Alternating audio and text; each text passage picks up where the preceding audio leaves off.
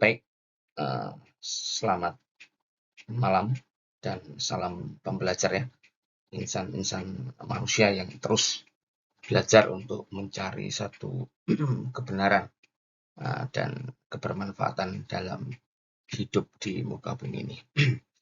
Nah, hari ini saya ingin berbagi terkait dengan satu pengetahuan ilmu ya, tingkatan kebenaran yang hari ini direkam oleh dunia. Ya, dunia hari ini membagi satu pengetahuan ilmu ini dalam beberapa tingkatan. Dan hari ini kita harus memahami dengan benar dan tepat, sehingga kita sebagai pribadi manusia pencari kebenaran, benar-benar menemukan satu idealisme atau satu kevalitan terhadap satu kebenaran yang ada di alam semesta ini. Ya, dunia ini nanti membagi beberapa pengetahuan ilmu, artinya ilmu yang diketahui dan diakses oleh manusia itu ada dalam beberapa tingkatan kebenaran. Dunia telah sepakat bahwa di dalam bumi yang sama, pengetahuan ilmu itu paling tidak terbagi menjadi 4 tingkatan. Ya, dimulai dari pengetahuan ilmu paling dasar, yaitu pengetahuan biasa atau common sense. Kemudian di atasnya ada pengetahuan tentang ilmu atau ilmu pengetahuan yang disebut sains. Berikut juga dan teknologi. Kemudian di atasnya ada pengetahuan filsafat atau filosofi yang mengetahui tentang hakikat dari sesuatu, ya, yang mana nanti menghasilkan sebuah teisme atau ateisme dan lain sebagainya untuk mengetahui satu kebenaran yang tidak bisa diakses oleh ilmu pengetahuan biasa atau sains. Nah, kemudian di dunia ini tingkatan paling tinggi tentang pengetahuan ilmu adalah pengetahuan wahyu atau firman Allah yang hari ini orang terjemahkan dalam satu pengetahuan agama. Nanti kita bisa recheck bahwa apakah wahyu itu sama dengan agama atau bukan, tetapi nanti kita akan lihat di dalam satu peristiwa sejarah, maka pengetahuan wahyu itu akan terlihat dengan jelas apa, siapa, bagaimana dia bisa mempengaruhi dunia.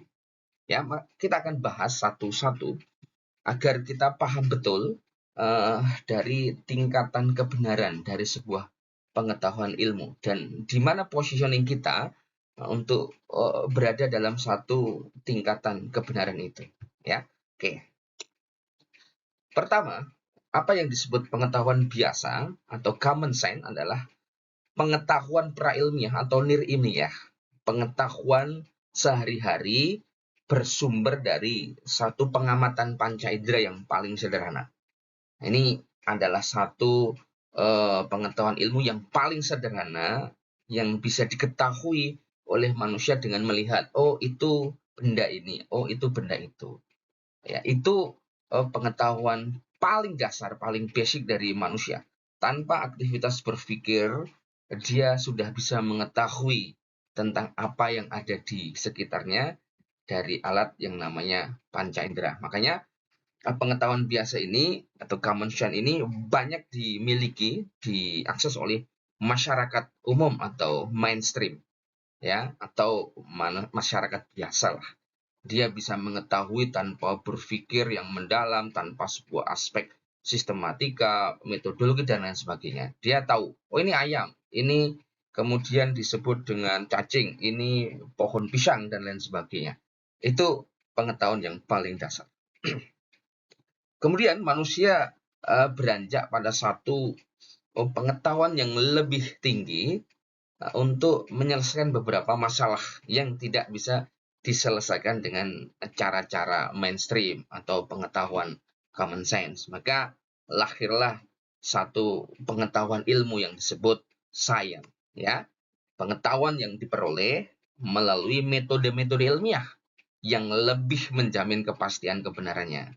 Nah, yang disebut dengan sains atau pengetahuan ilmu ini bersumber dari rasio atau perbandingan rasio dalam pikiran yang harus dibuktikan dalam fakta dengan satu alat ukur tertentu, baik dengan panca indera, mata, telinga, dan lain sebagainya, sehingga nanti akan diketahui ya secara sistematika bahwa itu adalah sebuah ilmu pengetahuan. Makanya ada natural science atau ilmu pengetahuan alam, ada social science atau pengetahuan sosial, atau bahkan hari ini meningkat pada satu aspek penerapan dari sebuah ilmu sains dan teknologi.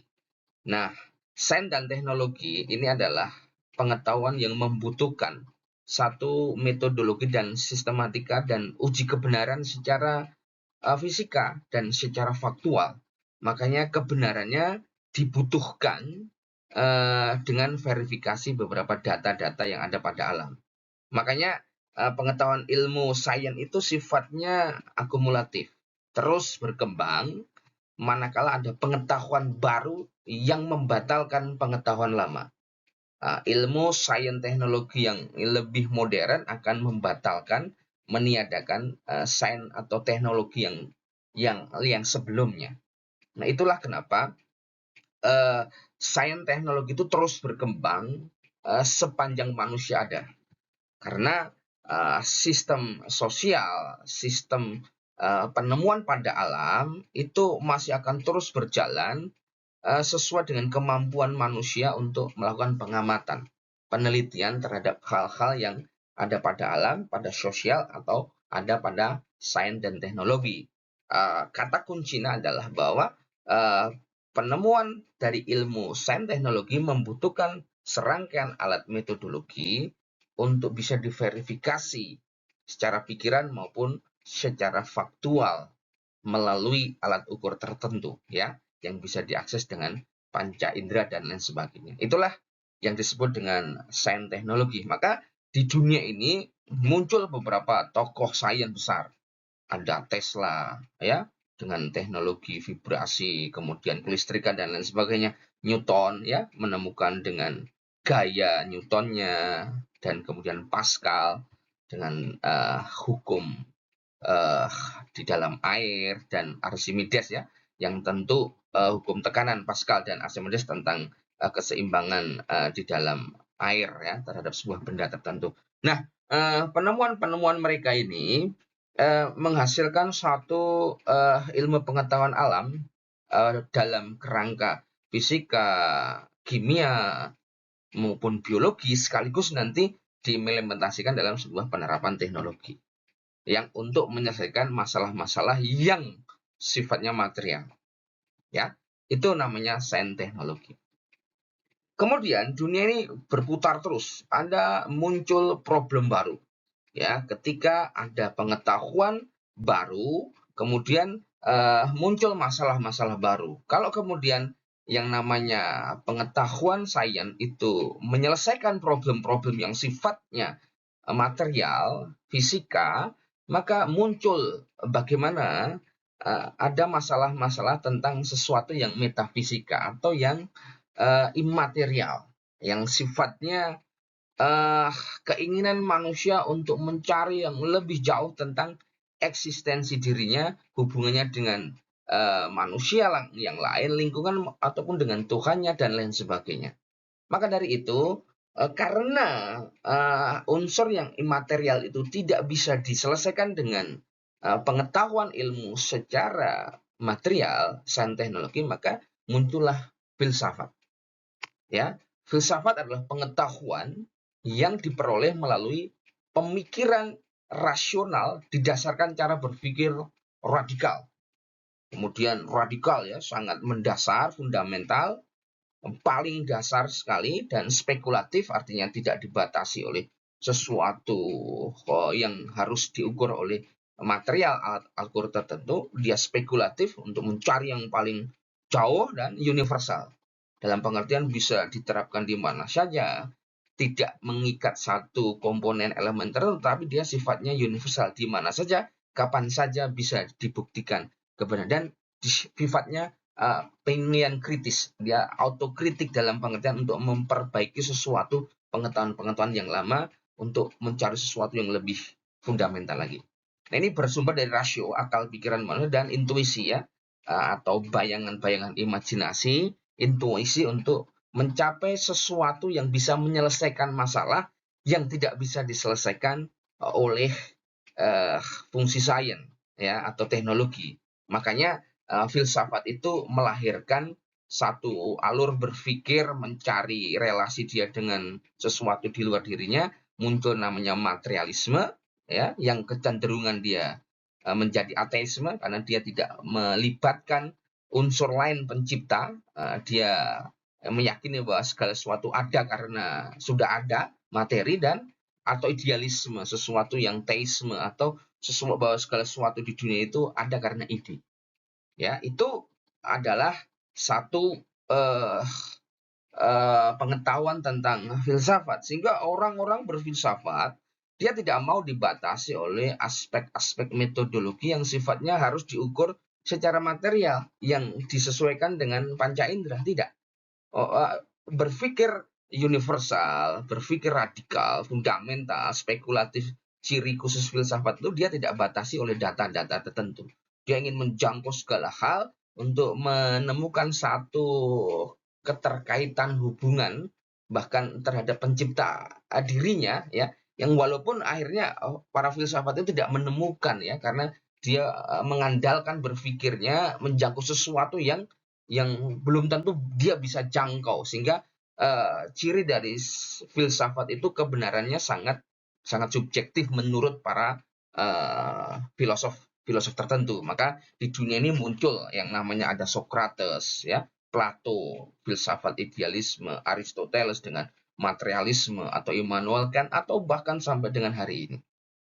Mereka semua melandaskan berpikirnya untuk menciptakan sesuatu yang menyelesaikan problem-problem inner manusia atau psikologi manusia, sesuatu yang gaib gitu ya, atau yang metafisika dalam pengertian yang tidak bisa diverifikasi dengan sesuatu alat ukur yang bersifat panca indera.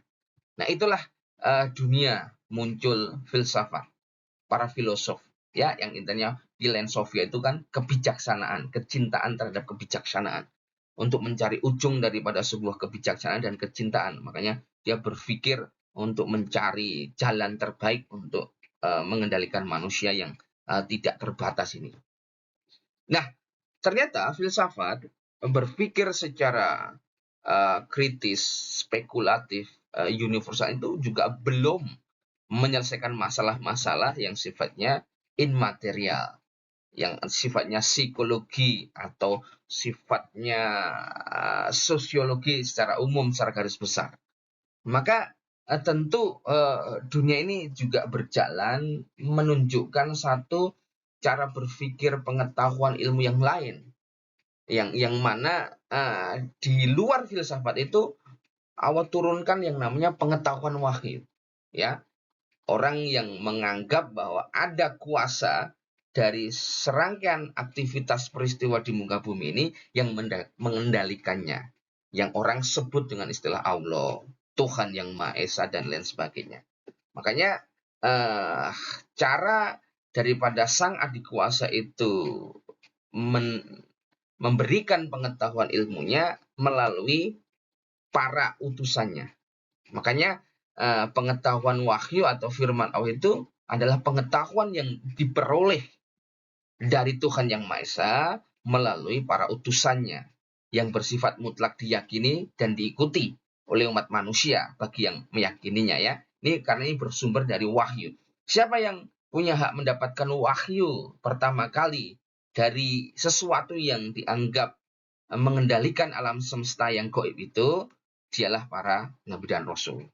Mulai ada Adam, ada Nuh, ada Ibrahim atau Abraham, ada Musa, Moses, ada Isa atau Yesus, ada Muhammad, Rasulullah, dan lain sebagainya. Banyak sekali dalam kitab-kitab yang mendokumentasikan firman ya, baik ada Al-Quran, ada Injil, ada Taurat, semua adalah berisi tentang catatan-catatan keilmuan pengetahuan ilmu bagaimana dulu Sang Maha Kuasa itu menata peradaban melalui para nabi dan rasulnya. Kenapa? Karena ada satu aspek cara hidup manusia berdasarkan sains teknologi, muncul masalah tidak bisa diselesaikan oleh filsafat.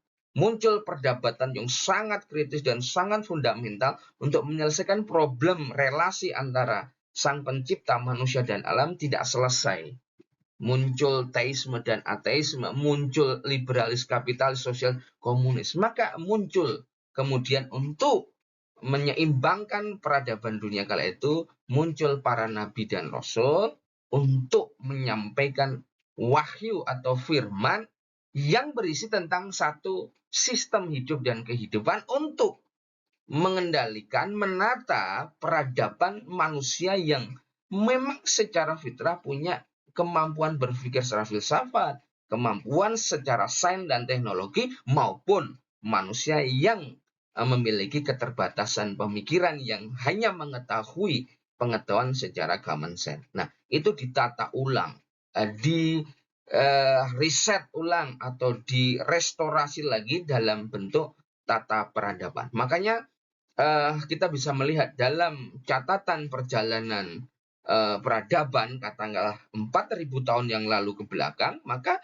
dunia ini penuh dengan satu kisah cerita di dalam kitab suci masing-masing yang diturunkan oleh Tuhan Yang Maha Esa itu adalah kisah bagaimana para nabi dan rasul itu menata peradaban dengan ilmu-ilmu yang tentu ilmu yang jauh lebih tinggi daripada filsafat. Karena dia menyelesaikan problem-problem yang tidak bisa diselesaikan oleh filsafat yang mengandalkan kemampuan berpikir dari manusia itu sendiri. Sementara ilmu Tuhan itu sifatnya transenden, di luar diri manusia.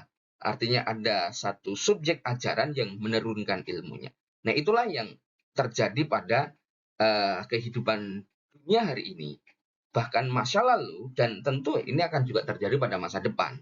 Karena dunia hari ini terbagi oleh kualitas insan manusia, ya, baik dia itu yang memiliki kemampuan sebatas common sense, kemudian yang punya kemampuan secara sains teknologi maupun kemampuan berfilsafati, dan saya yakin ada manusia yang mempunyai kemampuan untuk mencerna, memahami wahyu atau firman Allah untuk nanti menjadi solusi atas problem dunia yang hari ini berantakan, tidak ada dalam satu keseimbangan, ada dalam satu VUCA, ya, volatile, uncertainly, atau kemudian ambigu, ya, dan suatu ketidakpastian. Tentu semua ini ada yang mengatur dan mengendalikan, dan kita punya keyakinan bahwa satu daur kosmologi kehidupan itu akan ditata kembali menuju kepada satu tatanan yang seimbang, serasi, selaras, harmonis antara sang pencipta, manusia, dan alam, lingkungan sebagai satu kesatuan yang memang tidak bisa dipisah-pisahkan. Ya, jadi sementara itu ke depan kita akan belajar lagi detail tentang bagaimana berfilsafat, logika, ilmu, dan lain sebagainya lah. Bahkan mungkin ke depan juga akan bicara tentang wahyu dan lain sebagainya yang semua sudah tergelar. Ada semua dokumen-dokumen yang bisa diakses, hanya kita memerlukan satu kecakapan berpikir, penalaran, sehingga kita mampu mengakses dan menyerap semua ilmu yang sejatinya ilmu itu semua dari Tuhan Yang Maha Esa. Ya, jadi saya kira itu. Selamat belajar, selamat berkembang, dan kita semoga terus menjadi manusia yang bermanfaat bagi orang lain dan bagi alam semesta. Terima kasih.